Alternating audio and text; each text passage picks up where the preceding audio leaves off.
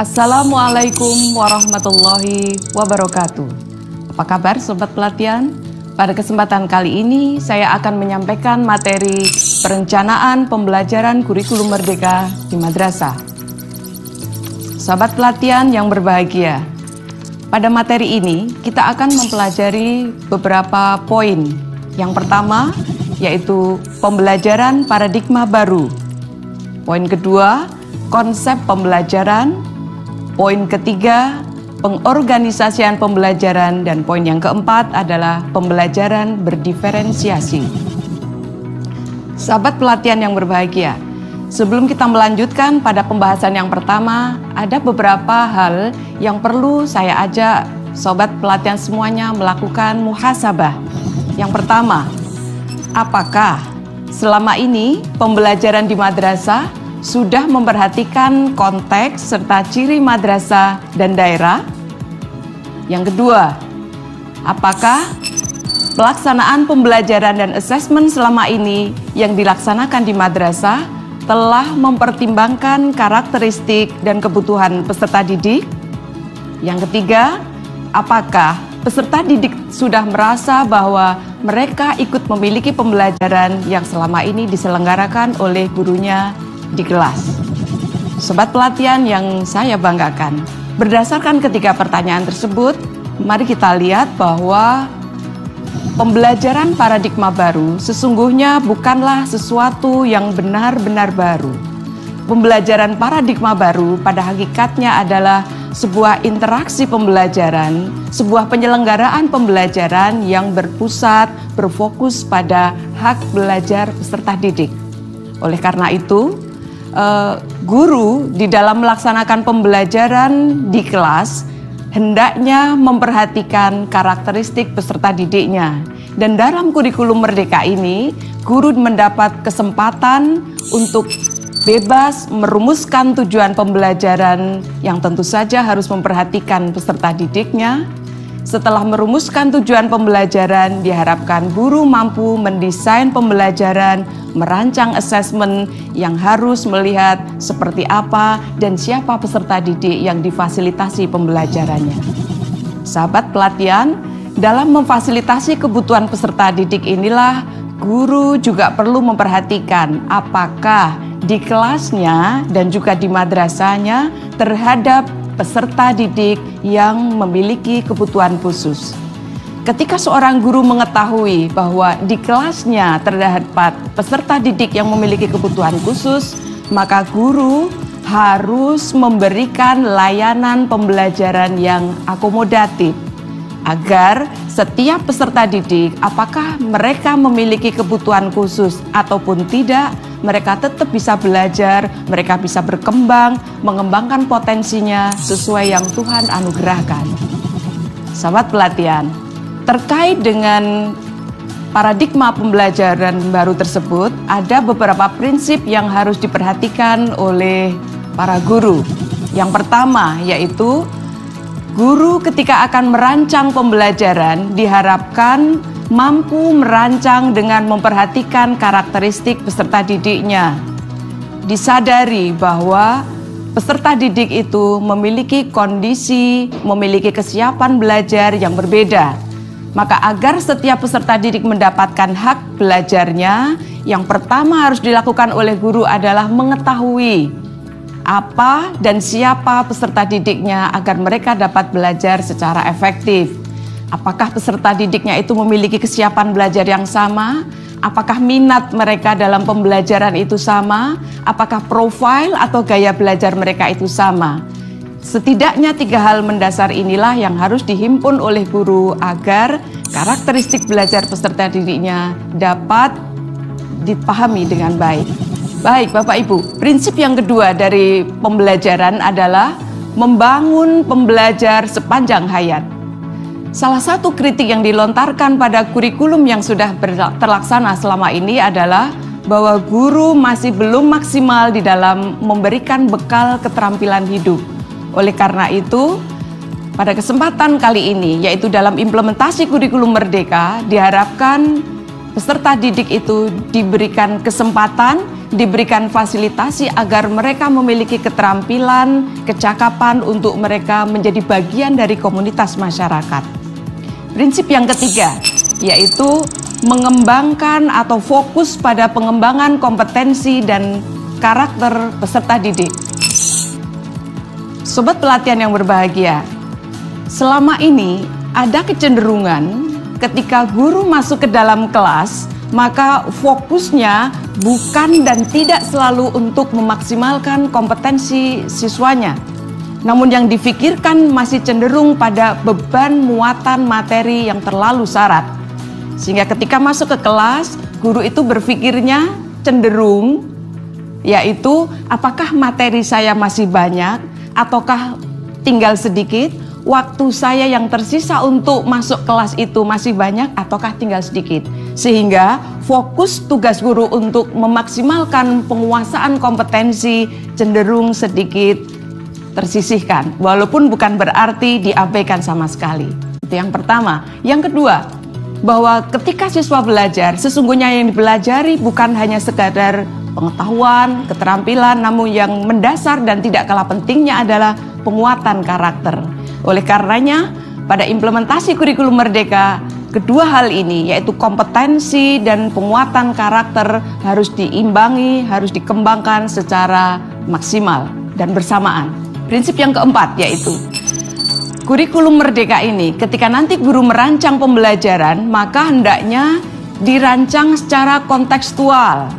Seperti apa kondisinya, mereka di mana tinggal peserta didik itu, kemudian agar guru tidak merasa dia itu berjuang sendiri untuk memberikan layanan kepada peserta didik, maka dipersilahkan guru itu membangun komunikasi yang harmonis agar seluruh pihak terlibat. Salah satunya yaitu keterlibatan orang tua siswa dan juga komunitas sebagai mitra pembelajaran.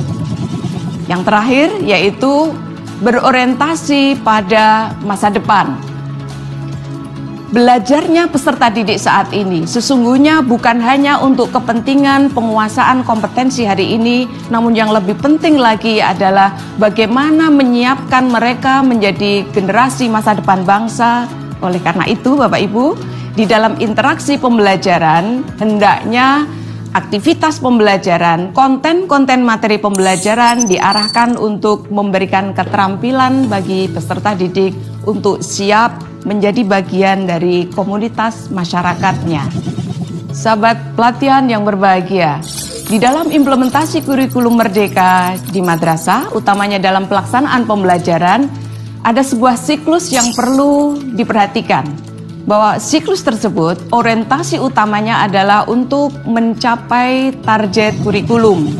Target kurikulum ini nanti akan dikembangkan oleh para guru menjadi sejumlah tujuan pembelajaran. Nah, di dalam melaksanakan tujuan pembelajaran tersebut ada dua aspek yang tidak boleh dipisahkan, yaitu pembelajaran dan assessment. Jadi ketika guru merencanakan sebuah tujuan pembelajaran untuk siswanya, maka guru harus terlebih dahulu melakukan assessment awal.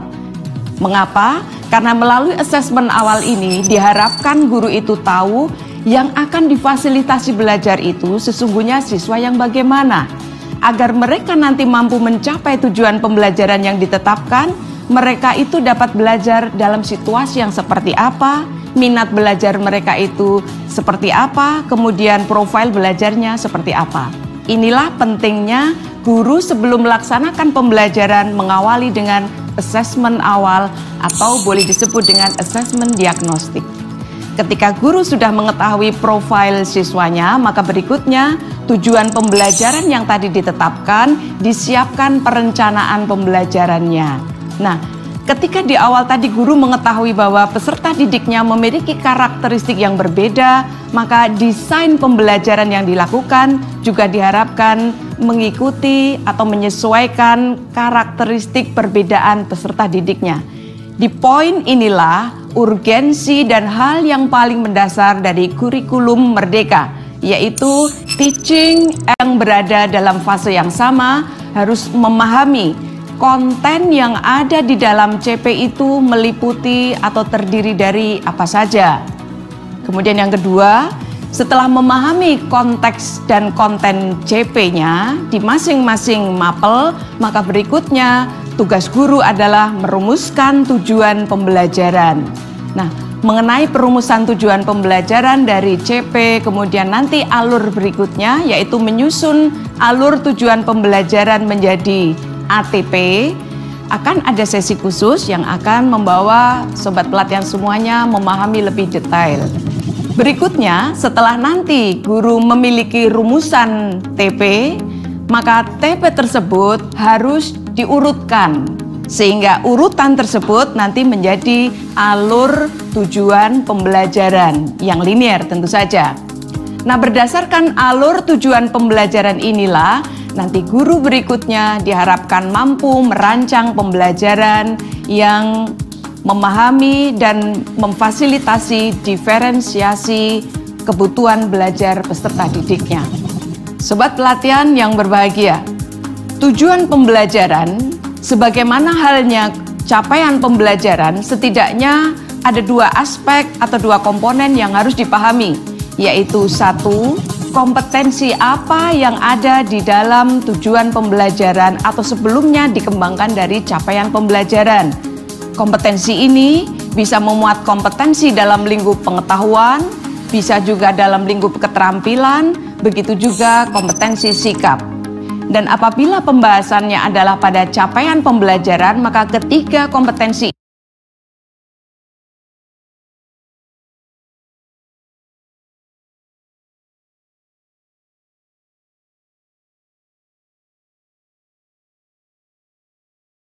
ini dibangun secara harmonis menjadi satu kesatuan kompetensi.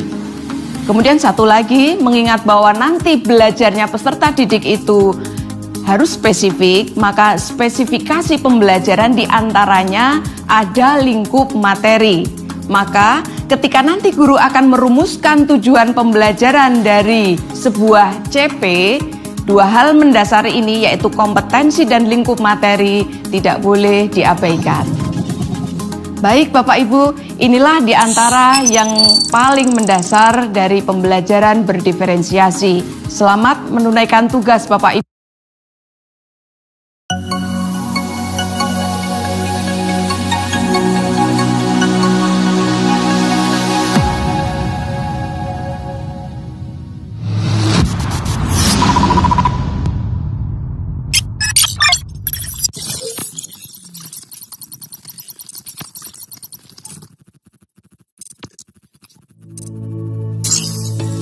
Assalamualaikum warahmatullahi wabarakatuh.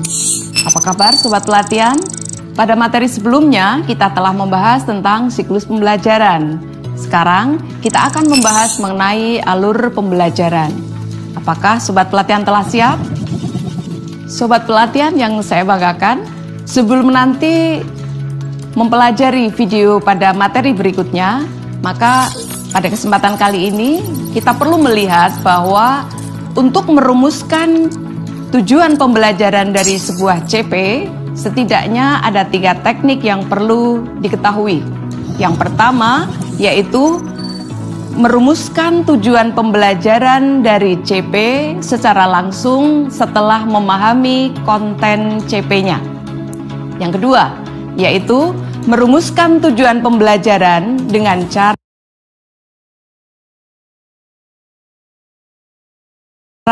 menganalisis apa kompetensi yang ada di dalam CP dan seperti apa lingkup pembelajaran yang termuat di dalam CP. Satu lagi, yaitu merumuskan TP dengan cara lintas elemen.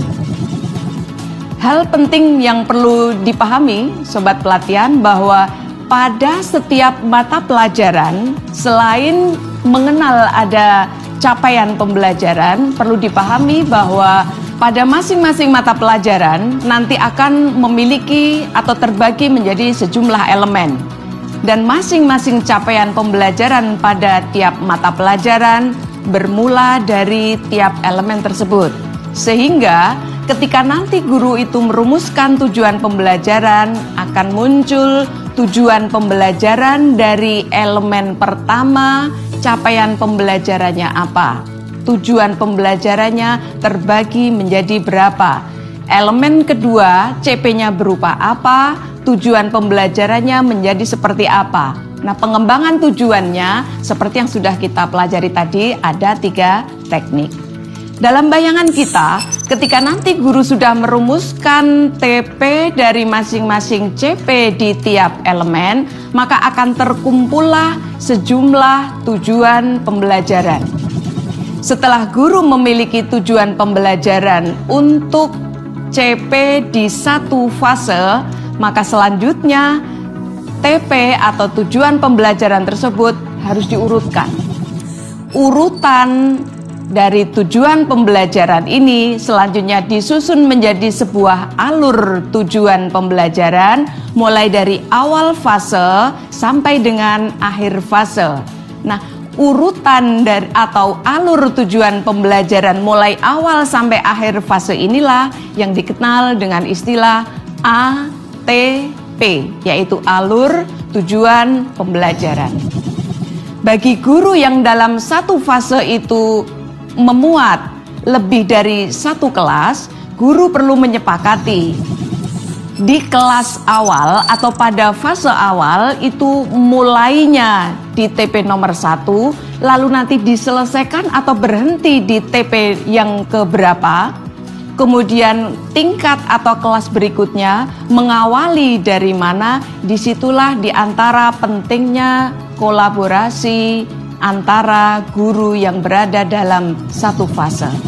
Sobat pelatihan yang berbahagia, setelah nanti guru memiliki ATP dan telah menyepakati pada masing-masing kelas itu nanti batasannya di mana.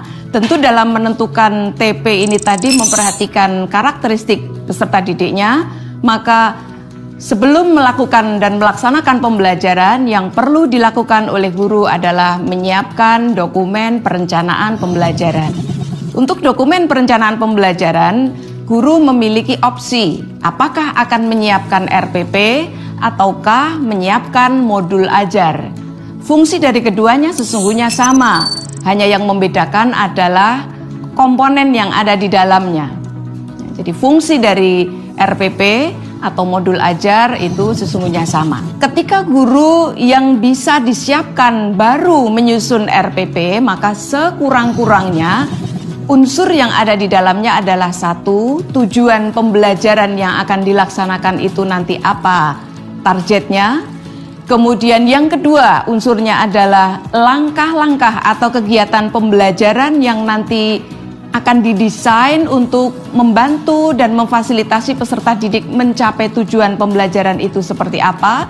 Dan satu lagi yaitu bagaimana cara melakukan asesmen pembelajaran. Untuk modul ajar, komponennya sama dengan RPP, hanya dia lebih lengkap. Yang pertama yaitu ada tujuan pembelajaran yang diambil dari TP pada ATP yang sudah dibuat. Kemudian yang kedua, bagaimana langkah-langkah atau kegiatan pembelajarannya. Berikutnya, bagaimana rencana untuk melakukan asesmen awal atau asesmen diagnostik. Kemudian, bagaimana juga perencanaan untuk melakukan asesmen di akhir pembelajaran. Dan untuk melengkapi, bisa dicantumkan media pembelajaran, sumber-sumber belajar untuk peserta didik, dan berbagai referensi yang lain. Sobat pelatihan yang saya banggakan, sebagaimana tadi telah kita ketahui bahwa kekuatan dan keberhasilan dari kurikulum Merdeka adalah ketika setiap guru mau memahami karakteristik peserta didiknya, di mana karakteristik peserta didik itu berbeda, maka untuk mengetahuinya guru harus melakukan asesmen awal atau asesmen diagnostik.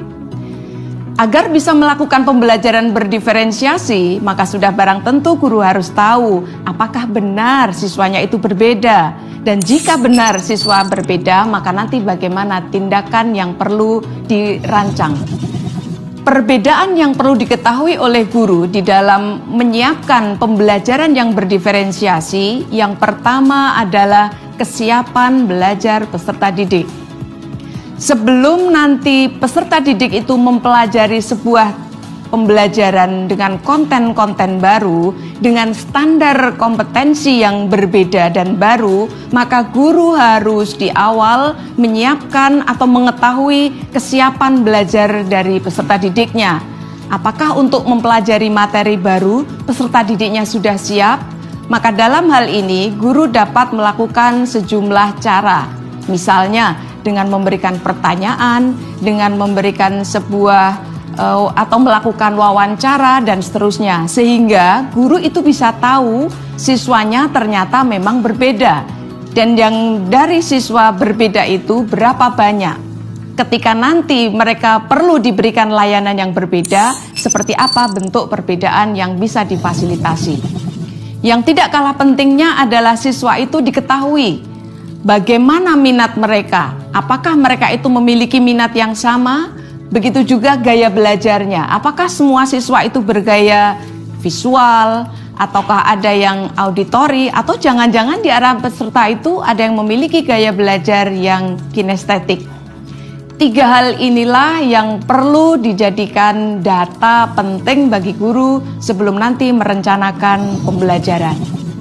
Adapun nanti setelah menghimpun data tersebut, di dalam merancang langkah-langkah ataupun target pembelajaran yang tadi ditetapkan, elemen yang bisa dijadikan sebagai bahan untuk memberikan layanan pembelajaran yang berdiferensiasi, diantaranya adalah membedakan kontennya, kemudian yang kedua membedakan produknya, yang ketiga membedakan prosesnya, dan satu lagi dimungkinkan membedakan lingkungan belajarnya. Sobat pelatihan, mengingat bahwa peserta didik itu berbeda, maka bagi guru tidak pada tempatnya ketika untuk satu kelas dengan siswa yang berbeda hanya menyiapkan satu rancangan pembelajaran yang satu desain untuk semuanya. Hal ini berarti sudah mengingkari teaching at the right level, bahwa siswa yang berbeda mestinya mendapat perlakuan yang berbeda. Misalnya, ketika siswa belum menguasai materi tertentu, maka hendaknya tidak dipaksakan untuk masuk pada pembelajaran tersebut. Sekiranya pada materi tersebut diperlukan materi prasyarat, maka sebelum dia masuk pada materi baru tersebut, murid atau siswa perlu diberikan kesempatan untuk mempelajari materi yang menjadi prasyaratnya. Dan ketika ada peserta didik yang sudah mampu menguasai materi tersebut, dia perlu diberikan kesempatan untuk melanjutkan belajar pada tujuan dan target berikutnya. Dan karena tadi kita sudah tahu bahwa pembelajaran itu target akhirnya diikat oleh fase, maka pada tujuan pembelajaran tertentu, ketika peserta didik itu belum mampu menuntaskan, selama dia belum ada di akhir fase, maka pada peserta didik yang demikian perlu diberikan keleluasaan waktu, diberikan kesempatan untuk menuntaskan atau menyelesaikan tujuan pembelajaran yang belum dikuasai, sekalipun bisa jadi dari usia kronologi belajarnya dia sudah melangkah pada tahapan selanjutnya. Baik Bapak Ibu, inilah diantara yang paling mendasar dari pembelajaran berdiferensiasi, yaitu pembelajaran yang memberikan layanan sesuai dengan kebutuhan pembelajaran peserta didiknya. Semoga kurikulum Merdeka ini nanti dapat diimplementasikan dengan tepat, dengan baik, peserta didik mendapatkan layanan pembelajaran sesuai dengan potensi mereka dan kebutuhan mereka untuk berada dan menjadi bagian masyarakat. Semoga semua ikhtiar yang Bapak Ibu lakukan menjadi bagian dari investasi dunia akhirat kita. Selamat menunaikan tugas Bapak Ibu yang mulia, tetap semangat mengikuti pelatihan ini dan video-video selanjutnya. Bismillah, Allah akan menyertai niatan baik kita. Assalamualaikum warahmatullahi wabarakatuh.